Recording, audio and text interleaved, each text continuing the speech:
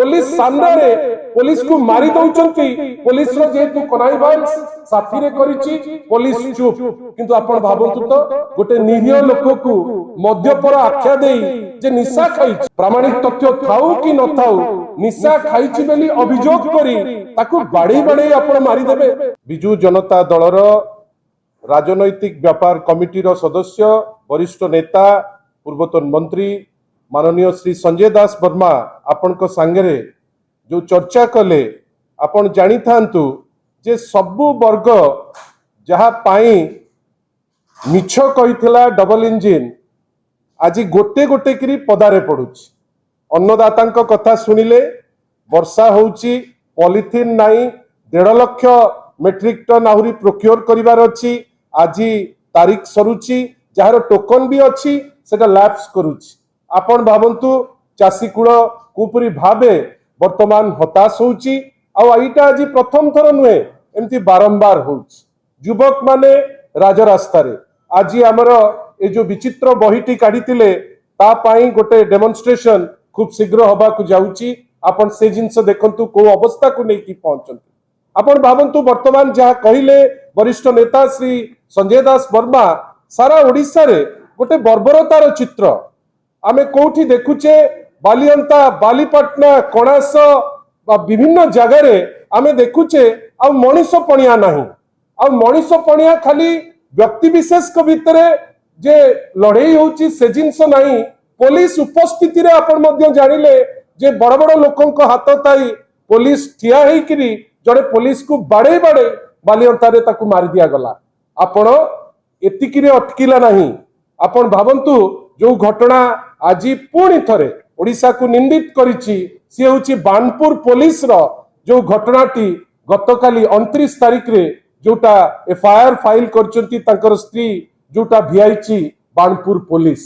तूफान नायक भीमपुर माने आपणकर बानपुर खोर्धार तांकर स्त्री जहा कंप्लेन करिचंती पुलिस स्टेशन रे तांको बाड़े बाड़े गोटे व्यक्ति विशेष को बाड़े बाड़े आपण मारी दौचंती किंतु आमर पुलिस कौन कहूची ना वी केयर वी डेयर। आपण को नाक तले आपणकर सर्वोच्च कर्मकर्ता बड़ बड़ पुलिस कर इजलास रे कैदी जो माने चौद्वार जेल परी जगह रे रहिचंती से माने तांको कनाइवांस रे जेल रु से लुचिकरी खसी जाउचंती। पुलिस असहाय किछि करि पारु नाही। पुलिस सामने रे पुलिस को मारी दौचंती पुलिस रो जेतु कनाइवांस साथी रे करिछि पुलिस चुप किंतु आपण भाबंतु तो गोटे निरीह लोक को मद्यपर आख्या देई जे निशा खाइछि प्रामाणिक तथ्य थाउ कि न थाउ निशा खाइछि बेली अभियोग करी ताकू बाड़ी बाड़ी आपण मारी देबे।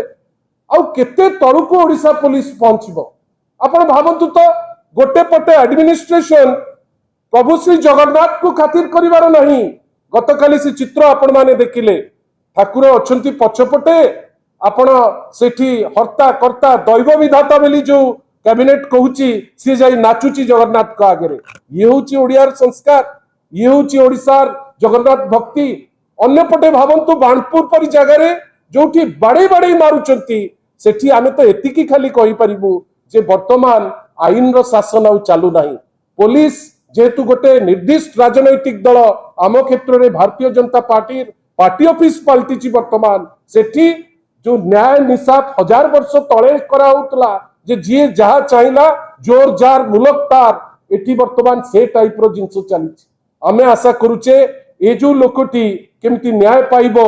ए जो तूफान नायक जानकर स्त्री तांकर आकुल निवेदन करूचंती जदि ए सरकार न्याय दबारे विफल हुए आमे बाध्य होबु राजरास्ता को जीवा पाई।